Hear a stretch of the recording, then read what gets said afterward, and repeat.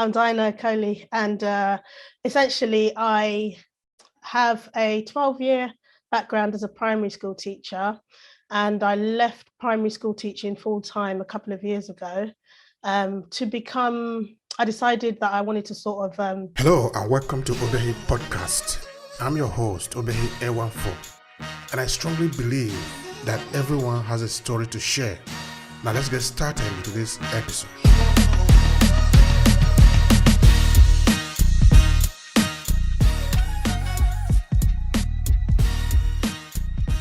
Build my own businesses and work for myself. So initially, like, writing has always been my passion in life and what I'm, always been, that's my talent, if you like. So I wanted to pursue a freelance writing career.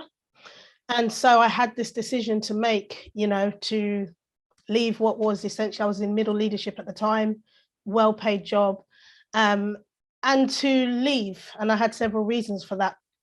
But then I came across coaching. A friend of mine mentioned to me, have I ever thought of coaching? And it's almost like a moment where things align for you. And I thought, this is where I want to go, because throughout my teaching career, even now, I am so passionate about personal development, nurturing children, that kind of thing. And that's where all of my strengths lie in behavior management throughout my career. That's really, it makes me the teacher I am, if you like. So I then embarked on this journey of becoming a supply teacher in order to support that transition, which is where I am now. I now have got myself to a position where I work part-time, and I can, move more towards becoming full-time coach and freelance writer. So that's really been my journey. Mm-hmm. That's very interesting. And you are not just coaching, you are a personal performance coach, which is different from any other type of coaching now. So would you want to say something about that, as what does it even mean, personal performance coaching? Yeah, so personal performance coaching is about essentially developing yourself, your personal growth as a person, whether that be in essentially knowing where you are, where you want to go, because a lot of people can find themselves stuck sometimes and not sure what direction to go in. So having that clarity and direction, but then also having the resources, if you like, the skills to be able to navigate your goals and where you want to go. So things like confidence, in yourself as well, because actually on top of the personal performance, it's sort of enhanced because I'm also an NLP practitioner. And the NLP, it's a bit more. I think when I trained as a personal coach, I loved everything it was doing. It was, as I said, a way of giving people direction and keeping them moving forward, essentially faster than they would by themselves. So it's that guidance, it's that support of coaching conversations. And then through my training, I'd heard about NLP, and it definitely comes into the coaching. But what it does is it gives you more sort of your own state management, you as a person, having these sort of excellent behaviors that allow you to respond the way you need to in anything you do. So, as humans, we're emotional, we react to things, in this business, it's not easy. Anybody setting up their own business or wanting to pursue a career, it's about managing your thoughts, your feelings, your behaviors to be able to achieve what you want to achieve, and to carry yourself as in a way that is excellent, essentially. So NLP really enhances this and just gives you this really solid way to be, if you like, and a way to navigate all the things you want to do and the goals you want to go for. Now, I remember the first question just now was about where you are coming from. Tell me a little background of your origin. And that is important also for us because, we are in the diaspora and our concentration is that, but we also like to connect more to our roots. So tell me more a little bit about that. So I'm of Nigerian origins. My parents are both Nigerian, we're Igbo, but I was born here. There's four of us. We were born here. So my parents came over, well over 40 to 50 years ago. And so I've grown up in London, essentially. I'm still actually close to where I grew up, living close to where I grew up. But as much as, you know, a Nigerian upbringing is what, if anybody asks me, and this is so controversial because people will tell me, you're British, but I'm Nigerian. That's how I was brought up. Those are the values that I still and will always have, the way I'm bringing up my own daughter who's 16. And so we had that, you know, like I said, very much, and my dad, you know, God rest his soul, proud Nigerian man, mum as well, you know, and we still have those values regardless of, I'm 43 now, but growing up in London, it's a unique experience to have those two kind of, you know what I mean, cultures, if you like. But I definitely consider myself, and it's a tricky one because people say, hey, how often do you visit? You didn't grow up there, you don't live there. It is what it is. I consider myself, you know, Nigerian. My passport says British, but, you know, that's the way it is. Yeah. That's lovely. That's lovely. I would really should be proud of that. I think in this podcast, we do say it often that we must be proud of our root. Of course, it doesn't mean you should tear up your British passport, but this is where you are coming from. People that have been living in the United States for a lot of time, they still remember, I mean, talking of the Europeans that are there, they still remember their root, where they are coming from. No? This is reflected in their culture, in their music, in what they do. So as African too, we must be proud of who we are, where we are coming from, so that we can just beat hand on our chest and say, yeah, I know my parent, I know his parent, I know where they're coming from, I know their language, I know this. You know, this is your heritage, no? Yeah. I like the way a lot of Jamaica really refer to this, no? Is call it cultural heritage, no? It's your heritage because this is who you are. So you must be proud of that. And I'm really proud of you too, because I'm a Nigerian too, and I love that. We must be proud of ourselves. Yeah, absolutely. So tell me about your growing up in London. I smile when I think of it. My mum and dad, we come from humble beginnings. Yeah, I say humble beginnings, but rich in, just wealthy in character. You understand? My dad came here. He was very young. I think he left Nigeria. Let's say 19. But as a teenager, he was a bit wayward. So he kind of had to make his own way. And he came in that era when you had, you know, working in the tube station as an electrician, those kind of jobs, because obviously back in those days, things were different. It was that time when, you know, sort of Windrush and Black people were not so accepted, if you like. So that was a typical job. Eventually, he found himself working as a black cab driver. He did his what they call the knowledge, which is learning, you know, the routes and all that sort of thing, because I think he recognized that money kind of slips through his fingers, so he needed this solid job. He wanted a family, he wanted to settle down. Brought my mum over. She was only, I think, 21 at the time, and then has suddenly this family of 3 and then 4. So my dad was a black cab driver throughout my life until he retired. And at some point they worked together so that my mum could go out to work, and she trained as a caterer and began working in schools and eventually the police college. And so we grew up in council estate, but we had everything we needed. My mum and dad are very honest, very, you know, we were always taught the right thing to do. None of us was ever in trouble. None of us was ever in problems. Always had what we needed, overprotected to some degree as well, even though there were 4 of us. But we were just taught the right way to be. We were taught how to be humble, but proud of yourself too. My dad is a very proud man. You know, he likes to, my dad Very proud Nigerian. Very, oh my God. Listen, such a proud Nigerian. He was always talking of home, never stopped talking of home, you know, until his last days. And even we, just over 2 years ago, we buried dad home. You know, he always said he wants to be repatriated. Never bury me here. Not that he was ungrateful for what Britain did for him, but that was him. And actually my upbringing, a big part of it was that dad would travel, would save up every 6 months or so. He was traveling, building his home for us. And that carried on for years. I think it's quite a common thing that people will recognize that in their upbringing, but managed to build, as a cab driver, to build this family home. Each one of us, he wanted to have a bedroom. He wanted that to be his legacy. He had his own road. The street was named after him, Dinah Okolie, in the village there. And we learnt that work ethic. And when my dad passed just over 2 years ago. Sorry about that. Thank you. We were able to bury him on his land. And he used to tell us, if you bury me here, I'll haunt you.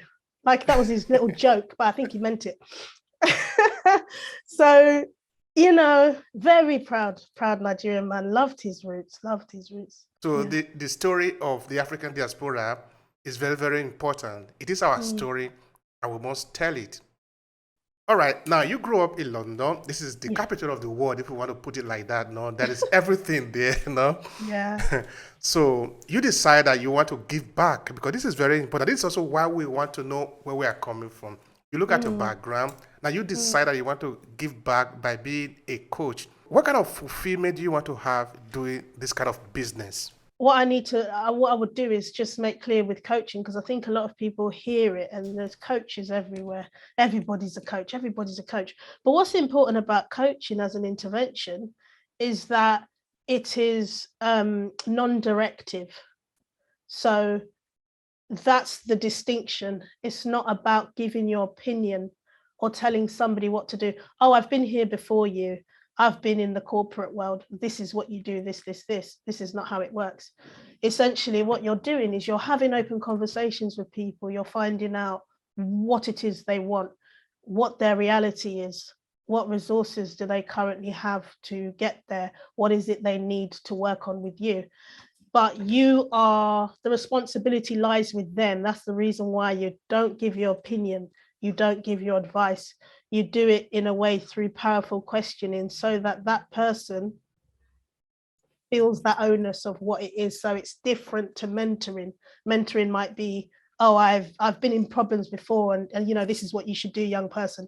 No, and that's I think essentially it's about arming people with the tools that they need and the resources that they need in order to make the best of this one life that we have, and do it with confidence. And I think it kind of follows my story, because these are, I suppose, what it is, I look back and there's certain things that I believe I needed when I was younger, direction, that kind of thing. If you look at my story, before I had my daughter, I actually was in advertising. I went into the corporate world, at the age of 18, and they say to you, well, okay, what do you want to do? And back then, careers advisors weren't no disrespect, I'm sure there were some good ones, but it was just this 18-year-old. I didn't know what to do or where to go. I was kind of looking at my two sisters. They were going towards, being in the city, with the brief, whatever it is, wearing your suit, going every day. I didn't have any idea. I'm looking at all my friends going to university. This one wants to be an optometrist. This one says, okay, I want to do it. And I felt quite lost. And I remember just, my parents, God love them, they were doing their best, but obviously they were working. There's 4 of us, and they're not people who understand the education system so much. You understand? They didn't go to university. They didn't understand enough to be able to guide us. So I kind of find that in life, I had the resources. I was quite intelligent. I could make my way. I could emulate what my sisters did. But in terms of what is it you really want to do? And so at 18, I just ended up choosing media. I remember thinking at the time, oh, what is it that's going to be a bit fun? And, I didn't really utilize or know who I was. You understand? I'm 18 years old. And so my life kind of followed this journey. I stayed in media for, I think, 5 years, advertising. I was working in advertising agencies up until I had my daughter. And that then, I think when I left to go on maternity leave, I kind of knew I wasn't going back to the corporate world. It was never me. It it just, you have values, you have core You sort are of. not getting the fulfillment that you really needed in it. No, I'm getting by because I can get by. That's me. But what is it? What is it exactly that you didn't like in it? Like, was it a working routine? Because you were convincing people? What exactly did you not like in the corporate world in your case? It was superficial to me. I think my values in life were about people. I'm a very people-centered person. And it wasn't that I wanted fast cars and money and to one up someone or outdo somebody or climb my way to all of that stuff. It just, I can't explain to you. It just didn't resonate with me. So then, having had my daughter, I stayed home to look after her for a few years. And I kind of, like I said, I knew that I wasn't going to go back to this corporate world, and it meant a lot to me to be able to look after her, bring her up. Not that I'm going to be leaving on a train in the morning, giving her to childcare, whatever it is, coming back at 7 o'clock, putting her to, oh no, I wanted to be this hands-on. That was important to me. So anyway, strangely enough, somebody mentioned to me when it was time to sort of think about, okay, go back to work now, what am I going to do? And my friend said to me, have you thought of teaching? And in all seriousness, I've never even considered, the idea has never, I was 32 at the time, idea had never come into my mind. And something about it just said completely, this is what I want to do. And I looked back and I realized that in everything I did, I loved this teaching. I loved training people. It was always there. I just didn't know. And also through having my daughter and being around children, I learned that I had patience. I never thought it was there, and I liked children. And so I then decided to volunteer at my daughter's school as a parent. And I worked my way. I was a mealtime supervisor, like lunchtime, whatever it was. I was volunteering, doing a maths teaching with disadvantaged children who needed a boost in maths. From there, I decided to go for my teacher training. And there was it's now called Schools Direct, but back then it was called the Graduate Teacher Program. And it was the final year. So I managed to get myself onto as the final cohort, and they paid back then. It wasn't that you had to finance it yourself. So it was working on the job and getting paid in a year. So from what I was doing to suddenly being in a classroom, a year's very intense training. And then at my daughter's school as well, I worked at the same school as her. They gave me a position there as a student. And that's where my teaching career began. So from what I'm saying, you can see where it's not a bad thing because things worked out. I found my own way. But you can see where I could have used direction, if you like, to know earlier more of where I wanted to go. I don't regret. I learned so much. There's no position I've ever been in or role I've ever done that I regret, because everything comes together to be the person I am today and gives me all of the skills that I need to, keep moving forward. But I'm just very passionate about, I guess, people knowing where they're going. There's an element of finding out for yourself, making mistakes, all part of life, all character building. But I really do feel passionate about, just being happy in what we do as well. Careers and work, that is a big part of life. Parenting, all of these things, they're important things in life. And if you can do it in a way that satisfies you, and you know what I mean, it means you can then empower your children. It means you can empower the next generation. Everybody moving forward, everybody with the skills and the resources to do that. In fact, there is something I was even thinking there, no? Because as you were explaining, I was beginning to wonder that it is possible that this your new line probably make you a better parent. Is it possible? Oh goodness, yeah, definitely. Without a doubt. I think I'm a single mum as well. I didn't mention that, I don't think, but I've always parented my daughter essentially by myself. And so if you can imagine doing the teacher training and then this conversion into, and actually my daughter was a driving force in the transition, because she was entering a very important part in her life, starting her GCSEs. And I kind of knew that in order to give her enough, I needed to moved from full-time teaching. So this coaching has given me, because as a coach, your training, your number one coachee is you. Everything that you're imparting, you're doing, you're working on yourself. First and foremost, you're working on yourself. So I have definitely gained so much and changed as a person and as a mum. Every single day I use what I know to, make sure that I'm trying to be the best parent I can be. So yeah, coaching has definitely changed me as a person, changed me as a parent. I relate to my daughter more.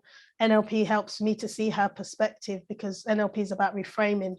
So, you can put yourself in other people's shoes. That's what it gives you the resources to do, to see things from someone else's perspective, to choose the right response, to not react. I'm making it sound easy. You're a coach, so you're talking from your experience. She's 16. As a 16-year-old, she's got her GCSEs. It's it hasn't been easy, but as I say, this is really helping to make sure that it's a positive relationship, and continues to be, as I navigate parenting as she grows and goes out into the world. So yeah, definitely I would say massive part of my parenting. Can you tell me who your main concentration are? Because of course I know you not go around, you are getting clear. Of course we're going to look at the business side of it just now, but who are you concentrating on as the target of your coaching? Okay, so this is an interesting one, because I'm kind of relatively early on in my journey, and I've always known that you have to have but a niche is the best way to go, to specialize in something. But I'm sure I'm not alone in finding that quite a tricky concept. It's a very straightforward concept in the sense of specialize in something, be good at that, and grow. Perfect. Everybody knows what you're doing. You don't want to look like somebody who's all over the place. But I have so many skills, first of all, and experience and expertise, so many passions for different things. As so many places I'm coming from being a woman, a Black woman, a single mom. I'm a teacher, I'm a writer, all of these different things. So what I have done, the route I've taken, is that I'm specializing with teachers, what they call early career teachers. So teachers who are just starting out, and also teachers who are kind of following similar journey to me, which is transitioning into middle leadership, because there's quite a lot of coaching that concentrates on leaders, your head teachers, your deputy heads, and those new teachers, those teachers who are going from being a teacher to navigating leadership. That's where I want to focus on that gap. So what I've done is I'm a consultant with the local borough. That allows me then to go in and to work with schools and to have that concentration of my skills, there to benefit not only teachers, but also the children they teach. And then in my own time, I'm still exploring. I coach in the evenings, and that way I get to work with different people, mostly women, but from different walks of life. So I get to work with younger people who are finding their way. I get to work with an accountant. I get to work with a personal, different types of people. So essentially what I'm saying is teaching is my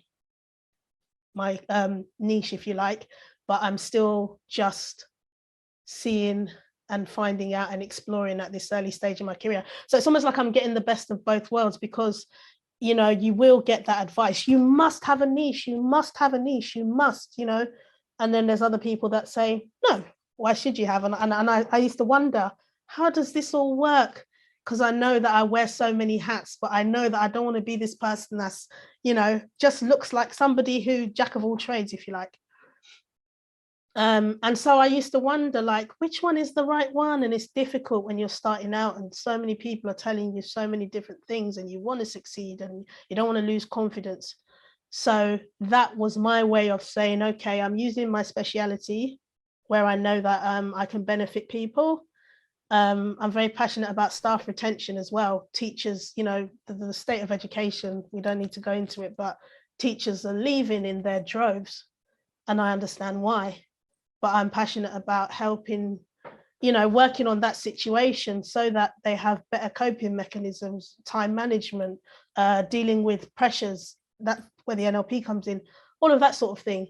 And then at the same time, I'm still exploring to see, okay, is there another area that I can be just as good at, or might be the way that I go? So it's not that I'm blocking anything out, or, I'm kind of doing both, if that makes sense, best of both worlds. Absolutely, it makes sense. It makes a lot of sense. All right, now you are a personal performance coach.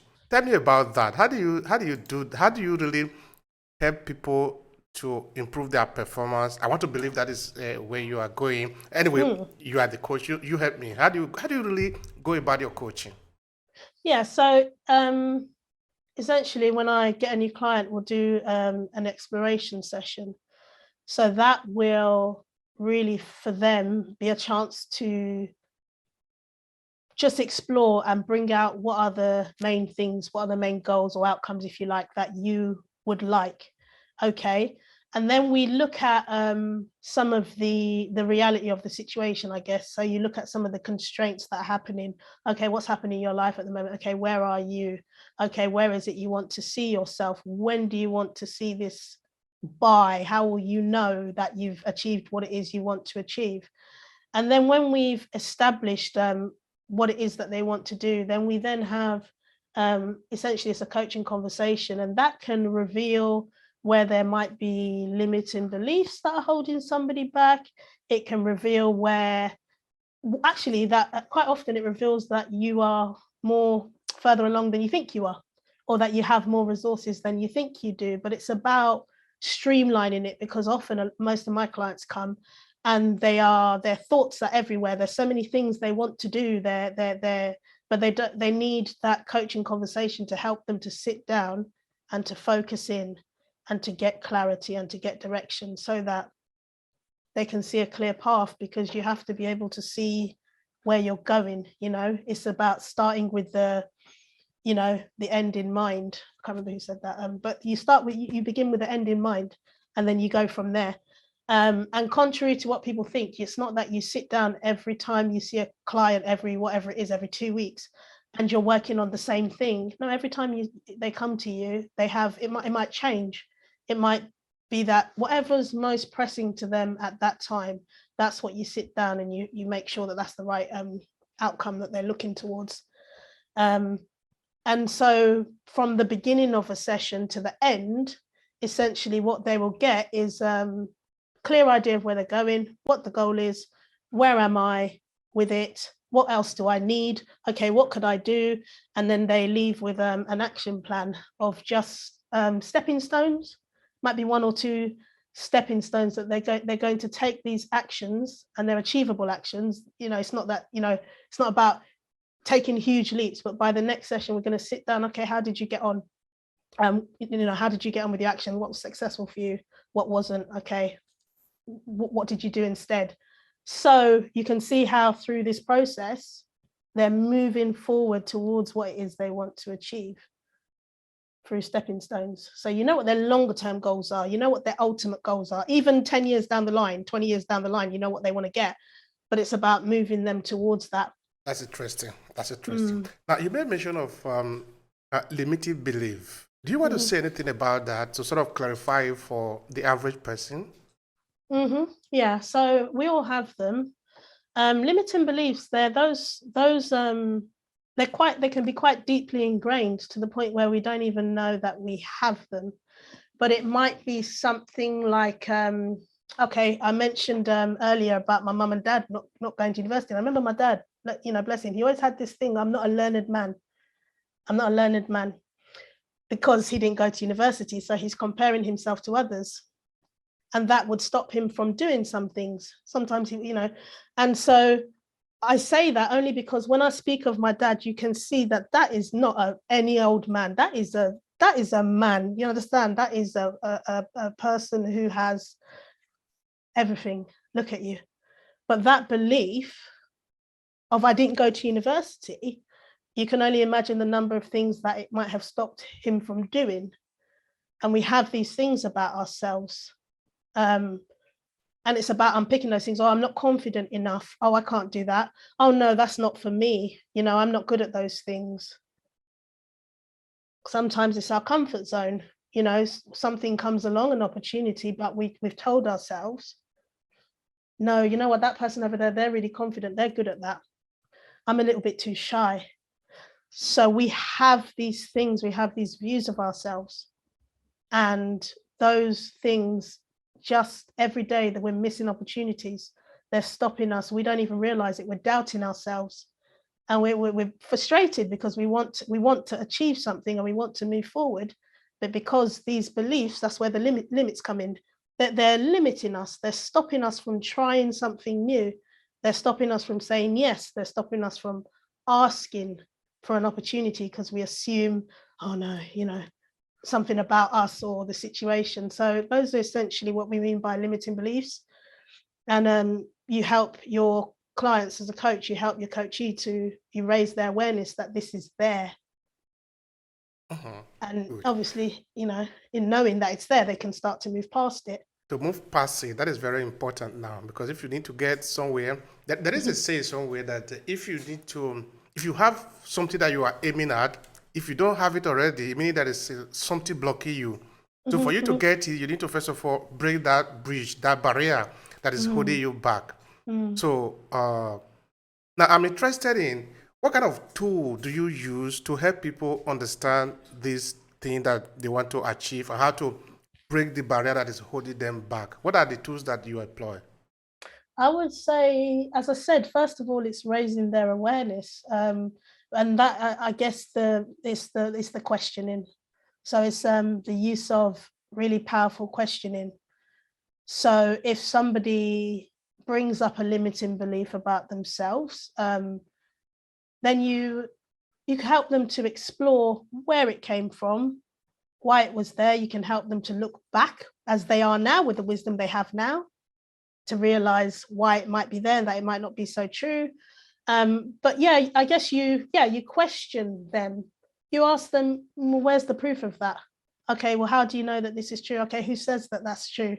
Always open questions, never closed questions that they could give a yes or no to. And then as they start to explore it, they then ask themselves, that's true. Why does it make it true? Who did say that? And then it sparks this thing where they start to think, okay, or maybe that's not so true. So it's raising the awareness of it. That's the first step.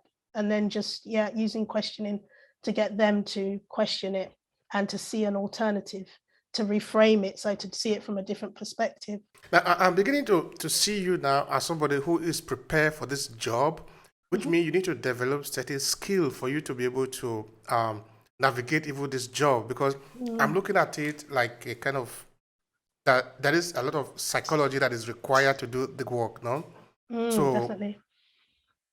the skill is important now. So what kind of skill do you think somebody need to have to be able to work as a coach? I think number one, which you have to work on all the time, is listening, because this is something that we talk about. Yeah, I'm a good listener. Yeah, everybody thinks they're a good listener. No, to really listen. That's the number one skill you need as a coach, because you need to be able to hear and understand where a person is coming from before you can help them. And that's only by seriously like active listening. Everything else is blocked out, including your own thoughts. You can't be sitting there, oh yeah, that's happened to me as well. Oh yeah, I've been through that. All of those, you have to be able to block them out and just listen to this person as an individual. They're not you. Doesn't matter if they've gone through exactly the same path or as you. They're who they are. This is their process, as I mentioned before. That's where the onus of responsibility comes on them. You also have to seriously manage your ego as well. Because it's not for you to jump in and say to them, oh yes, I think you should do that, or that's a good idea. No, you manage your own state. so that you are an impartial listener, helping this person to go where they need to go, where they want to go. So yeah, I would say that that's a really good skill. You also have to be very good at questioning as well. I mentioned questioning. It's about asking the right questions. So you can see how these things work together. You listen enough to hear them, and then you ask the right questions that are going to open up their mind, reveal the limiting beliefs, keep them moving forward, give them clarity, this kind of thing. So yeah, that powerful questioning. Rapport as well. Rapport building is very important, because you have to have a rapport with your client. They need to feel safe. They need to feel that it's a confidential space. They need to feel listened to, valued, in order that it's a productive conversation between you. So you need to be able to match, I'm quite a loud, not loud, but I can be quite, hey, a bit overbearing. Hi, how are you? Fun, hug people, this kind of thing. But you need to recognize if that client is somebody that's coming in as somebody that's quite reserved, quite serious, then you need to be able to match that in order for them to feel comfortable. So that rapport building is also a huge skill that you need as well. Mm-hmm. And to develop this skill, say somebody who didn't have this skill before, it is true that some of these skills that are individual who already have them built in them based on where they are coming from, because we are an embodiment of culture. Sometimes culture that are dating back to hundreds and thousands of years, done. So these skills like communication, able to listen, able to be there with the people, having a good rapport. How easy is it to build them for those who do not already have this quality? Well, I think that's where a good training body comes into it, because I trained with the Coaching Academy, who are a huge organization, and I spent just under 2 years doing my training, and then the NLP, and that's where your training comes in. That's where your personal development comes in. If you work hard enough, train hard enough, listen to your feedback without ego, listen to what they're telling you. And it's a vigorous process. It was even for me, it's a vigorous process, because this is the thing. A lot of the skills that I'm explaining, in fact, probably all of them, they come from teaching. You've got to build a rapport with a child. How's a child going to progress in your class if they've got no rapport with you? Huge, especially when it's a child. You've got in your teaching, your lessons, the learning and moving them forward from where they start at the beginning of a lesson to the end of a lesson is about questioning. So what I'm trying to say is I had a lot of these skills to begin with, but it was still a rigorous and a difficult process for me. So my answer to that is go and get yourself qualified, choose a reputable, because the thing about coaching is, and a lot of the reason why a lot of people are a little bit skeptical, it's still not a fully regulated body. So you can be a coach without any qualification. But as I'm saying this to you now, you can see why the importance of training and qualifying and really going through a good process is there. And so that's what I would say. I would say it's possible to get these things, if you choose the All right. right. I have a curiosity. Mhm. Because the demography that we are concentrated on is African diaspora and people of African descent who might have a different cultural understanding to some of the things that are happening, even in the same place, no? Mhm. Is it possible that your cultural background might be helping you to better deal with the people, deal with your client, as it were? I guess it depends, because where I'm stuck is that there's only so much that you can influence your client. That's where I'm stuck when you're saying that, because I wouldn't sit there and somebody came in and I would never say, oh my goodness, that happened to me too. You don't bring yourself into your coaching. It's not about you.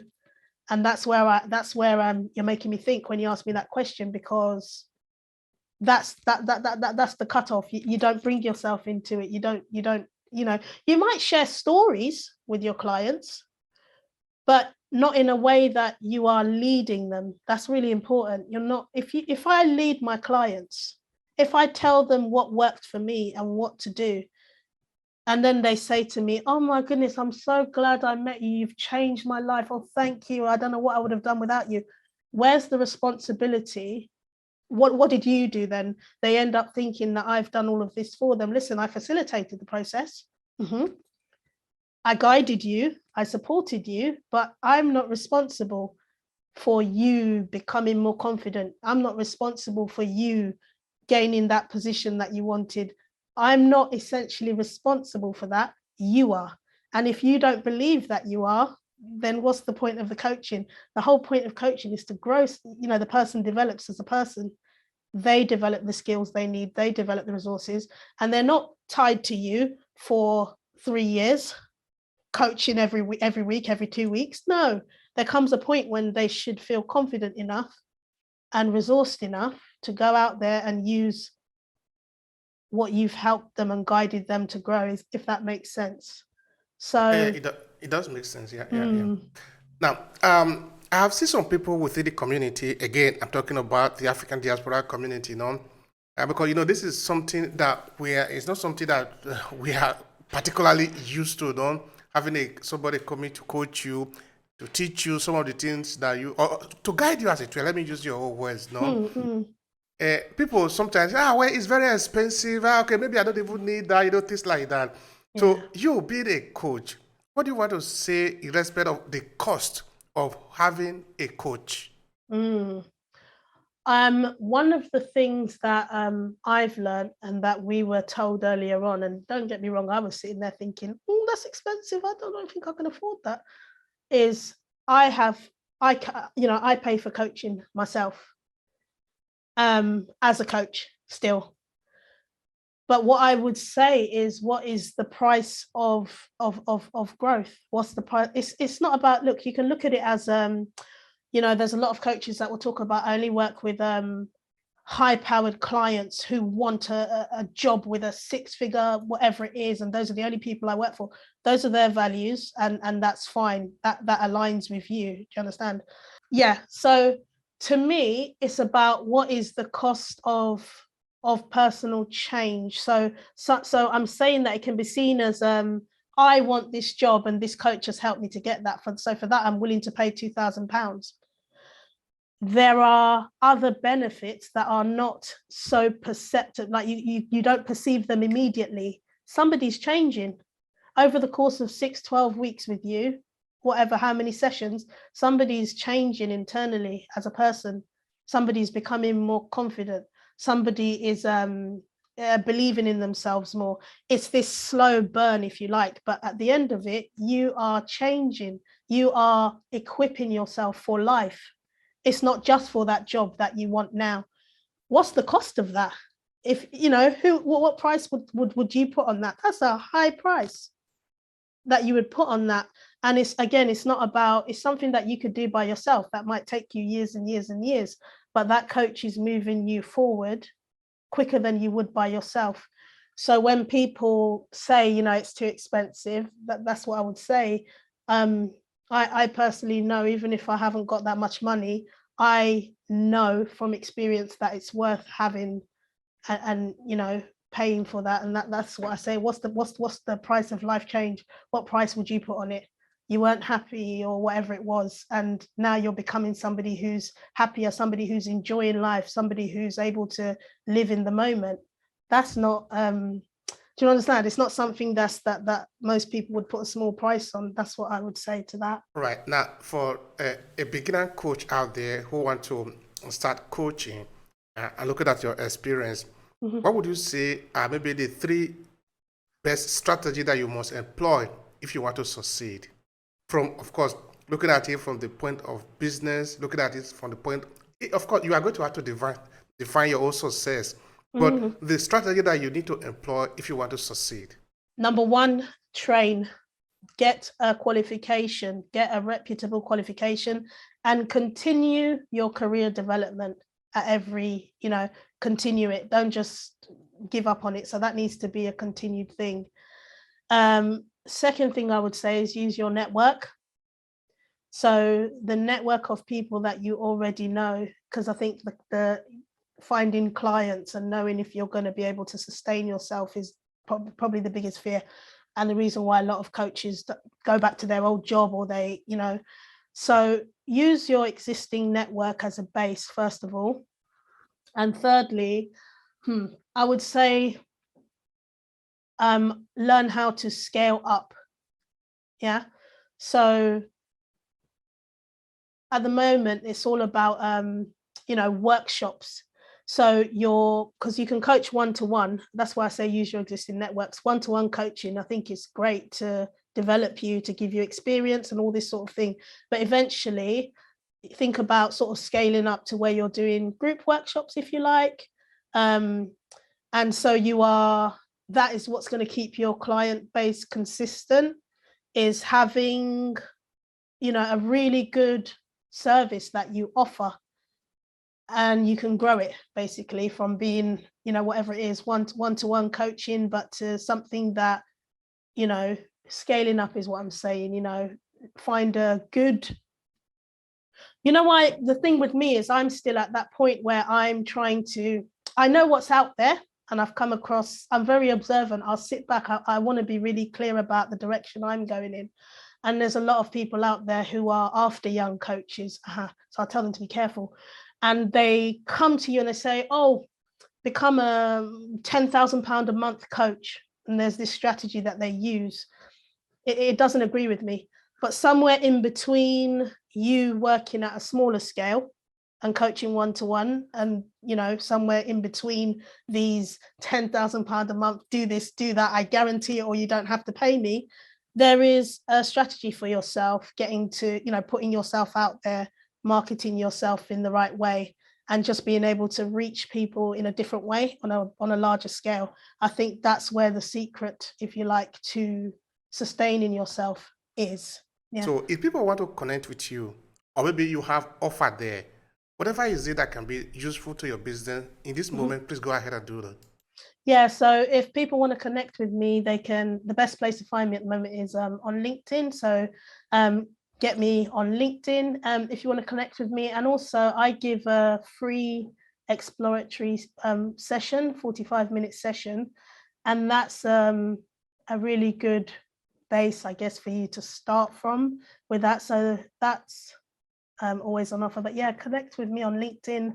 And essentially, I very confident, and all of the people that I've worked with has always been a wonderful coachee relationship, and they've all moved forward, and yeah, I think it would be definitely time well spent.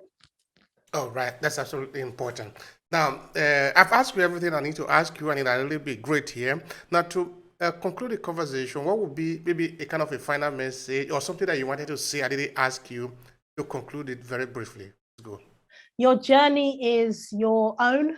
I feel so strongly about that. I think I just touched on that when I was talking about finding the strategy, but your journey is your own. And one of the things that might derail you is looking at people around you and what they're doing and who's established and I'm not, and all this kind of thing. But I really feel I'm very intentional in making sure that I take what I need, and I'm discerning about what is useful to me and what is not, what aligns with my values and what doesn't. And your journey is your own. Create your own path. That's what I would say to anybody who is in life in general, but anybody as well who's going into their own business, or whatever path it is that they're following. All right, Dinah Okolie, thank you so much for the time. I really appreciate it. Thank you. Thank you. If you enjoy this podcast, make sure you subscribe so you never miss any of our future episodes. Rate and review Obehi Podcast and share with your friends who might need it. I remain Obehi Ewafo. Thank you so much for listening, and talk to you in the next episode.